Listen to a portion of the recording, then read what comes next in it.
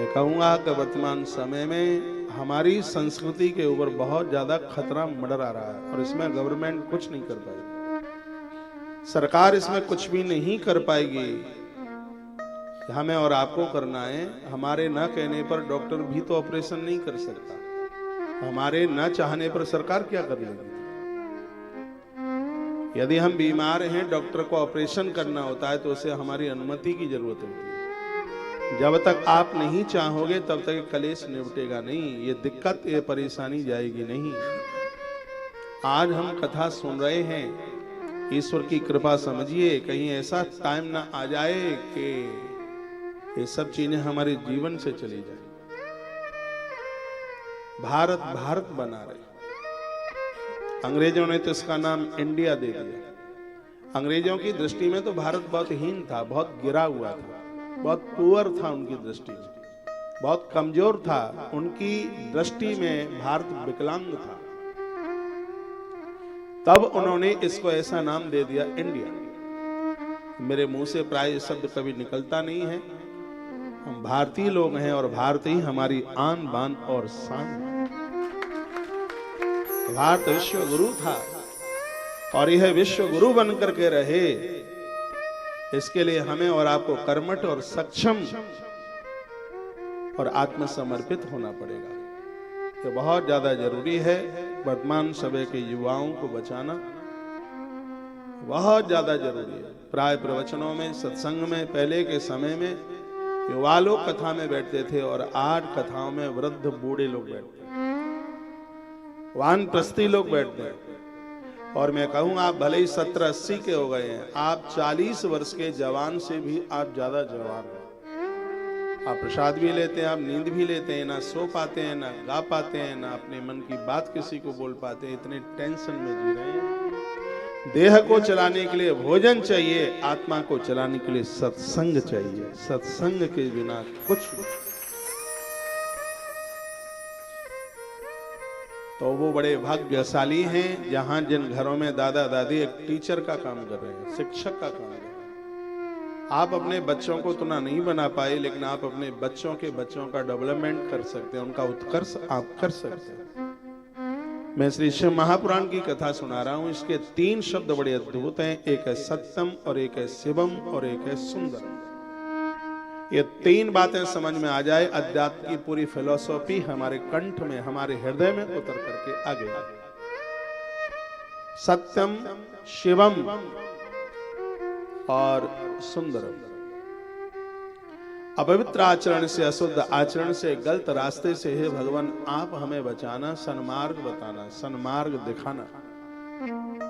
ये इस ग्रंथ का पहला संदेश है। हम दूसरों के कल्याण के साथ जीवन जिए, हमसे कभी किसी का बुरा ना हो, हमसे कभी किसी का अहित ना हो। ये सेकंड वर्ड है, सेकंड शब्द है शिवम, कल्याण। और तीसरा है सुंदरम, हे भगवान हमें भक्ति देना। भक्ति का मतलब हम आपके बन करके रहे। भक्ति का मतलब है कि हमारे द्वारा प्रकृति को कोई कष्ट ना हो।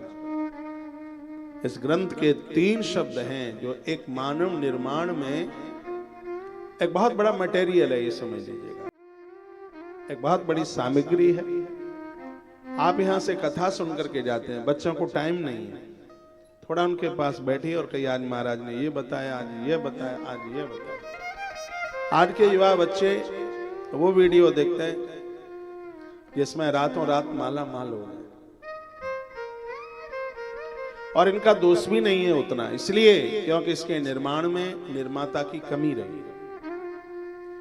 जैसे युग में ये युवा जी रहे हैं, हम भी तो उसी युग में ही जी रहे हैं। हमारी कोई ज्यादा उम्र नहीं है, आपके बड़े बेटे की जितनी उम्र है उतनी मेरी उम्र है। आज का है जीवन, वो देश में हम जी रहे हैं जहां पाश्चात्य की आंधी उठ रही है। उसका असर हमारे ऊपर क्यों नहीं है? क्योंकि हमारे माई बाप ने हमें वो संस्कार दिए, कान पकड़ करके कनपटी की सिकाई करी है हमारी। हमें बहुत पहले हनुमान चालीसा, गीता के श्लोक याद करा दिए गए। ऐसे घर में जन्म हुआ जिस घर में कभी चाय का प्रभाव ही नहीं, ऐसे गांव में पूरा गांव ब्राह्मणों का रहा, ऐसा गांव, यदि किसी ने दूधिया को दूध दे दिया तो उस जमाने में 500 रुपया फाइन लगता था, दंड लगता था। कहते थे कि दूध बेचना पूत बेचने के बराबर है। उनके बच्चों की सगाई नहीं होती थी जो दूध बेचते थे। तब की बात हम बता रहे हैं आपको। ये संस्कार, देहाती संस्कार भले ही उनको समझना, लेकिन आज वो हमारे काम आ रहे हैं। और उन संस्कारों से हम ही नहीं आनंद जीवन का ले रहे, जो आज हमारे औरे में जीवन जी रहे हैं वो भी एक आनंद की अनुभूति कर रहे हैं, आनंद का अनुभव कर रहे हैं। ये आप अपने बच्चों के लिए कर सकते हैं, क्यों नहीं कर सकते? आप बिल्कुल कर सकते हैं। एक बार के लिए पूजा में भले ही आपके टाइमिंग्स की कटौती हो जाए, लेकिन बच्चों को संस्कार देने में बिल्कुल कटौती ना हो। आप पूजा में बैठते हैं, आप भजन करते हैं, आप जप करते हैं, आप कथाएं सुनते हैं, आप कीर्तन करते हैं, थोड़ी देर के लिए बच्चों को बिठाइए। आरती में तो बिठाइए। मेरे प्रभु राम जी ने कहा, भगवान मुझे रहने को जगह बताओ, तो महर्षि वाल्मीकि जी ने 14 जगह बताई। और इसमें एक स्थान यह भी बताया कि जिस घर में सुबह शाम तुम्हारी आरती में हाथ जोड़कर जो प्रणाम करता है, उसके मन मंदिर में, उसके हृदय में आपका बसेरा जरूर हो। ये महर्षि वाल्मीकि जी ने कहा। इतना तो आप कर ही सकते हैं। घंटी आप बजाते हैं, थाल आप घुमाते हैं, आपके घर की ना बहू, ना बेटे, ना पोते, कोई भी आपके आसपास नहीं होता। उसका असर आपके ऊपर कोई होता नहीं। हमें आज भी ध्यान है कि हमारे बाबा जी पूजा करते थे, शायद हम ना कर पाते, ये संस्कार उनसे ना मिलते होते। भले हम रेवड़ी लेने के लिए बैठते, पर बैठते तो थे हम मिश्री लेने के लिए, क्योंकि पूजा के बाद में मिश्री बांटते हैं। तो भले ही हम मिश्री के लिए बैठते, लेकिन बैठते उसका असर हुआ, उसका प्रभाव हुआ। पहले मिश्री लेते रहे, पूजा का इतना प्रभाव हुआ, आज मिश्री बांटने में लगे हुए। क्या आप कर सकते हैं? क्यों नहीं कर सकते?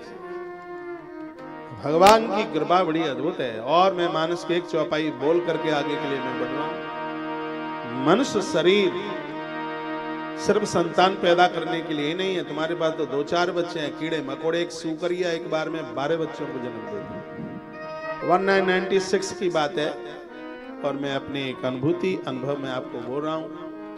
राजस्थान में एक जगह पड़ती है सादुलपुर। मैंने राजस्थान में बहुत कथाएं करी हैं। मैं कथा के लिए जा रहा था, करनाल बाईपास पर गाड़ी मेरी थोड़ी से आगे निकली।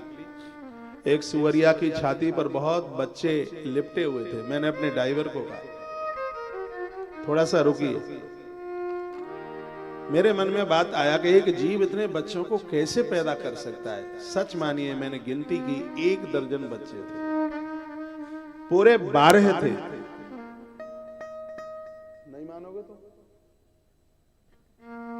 मेरे मन में जो बात आई, वो बात मैं आपके बीच में शेयर कर रहा हूं। मेरे मन में आया, ये सुकरी ने एक बार में 12 बच्चों को जन्म दिया है। भीख का कटोरा लेकर किसी के सामने नहीं गई।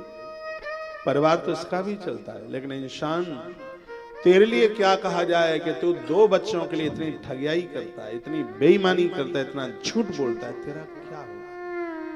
ये प्रकृति तेरे लिए क्या करेगी?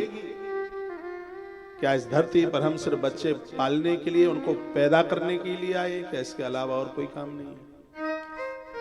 और दुर्भाग्य तो तब है जब बच्चों के भी बच्चे हो जाते हैं, सब समझदार हो जाते हैं, फिर भी व्यक्ति धृतराष्ट्र बनकर के जीता है। जिसको सत्य नहीं दिखाई देता उसे धृतराष्ट्र कहते हैं, जो सत्य को नहीं सुन सकता उसे धृतराष्ट्र कहते हैं।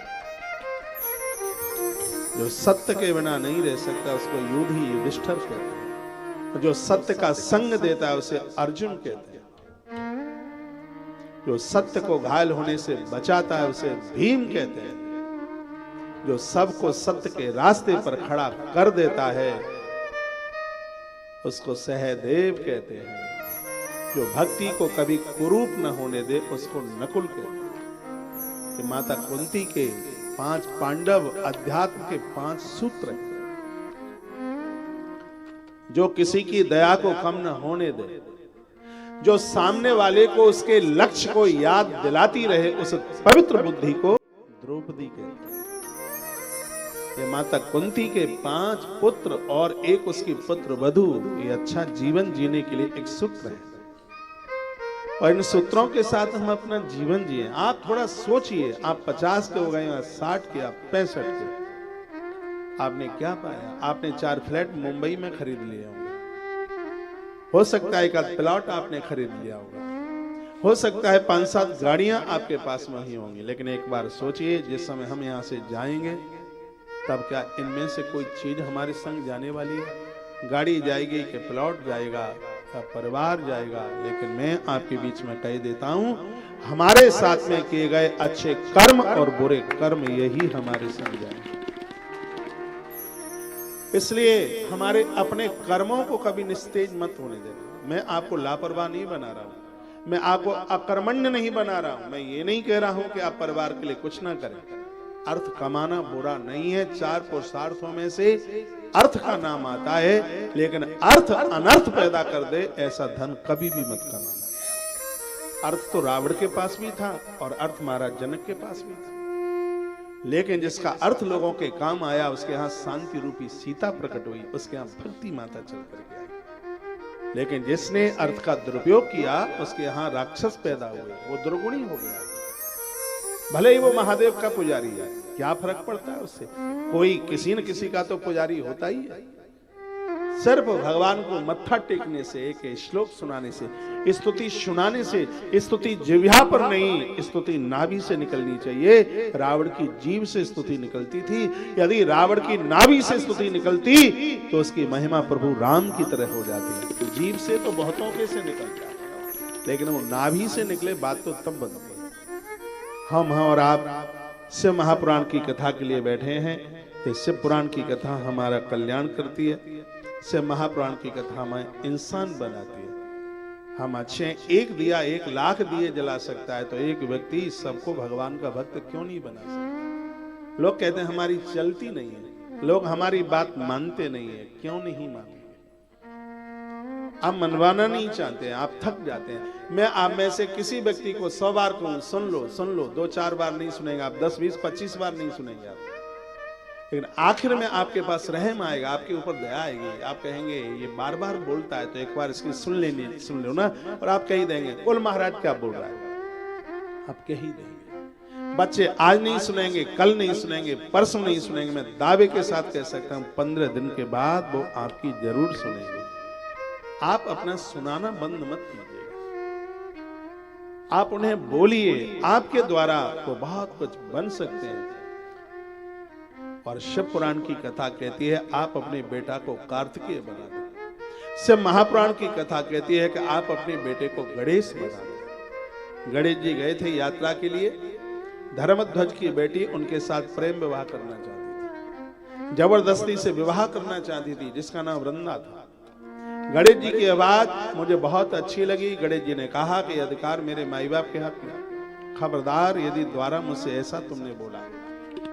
तो वो तो इतनी क्रोधित हो गई। धर्मध्वज की बेटी बहुत बड़े राजा की बेटी थी, बद्रीनाथ में तप कर रही थी, और वो कहती अच्छा ये कहकर के तुमने मेरा बहुत बड़ा अपमान कर दिया। तुम्हें पता है कि मैं कितनी सुंदर हूं, देवता आकाश से मेरी तरफ देखते हैं, और तुमने मेरे प्रस्ताव को निस्तेज कर दिया, ठुकरा दिया। मैं तुम्हें श्राप देती हूं, एक में ही तुम्हारे 2-2 विवाह होंगे और तुम नहीं रह पाओगे विवाह के बिना। भगवान गणपति ने कहा कि मैं भी तुम्हें श्राप दिए देता हूं, अब देवता नहीं कोई राक्षस तुम्हारे साथ विवाह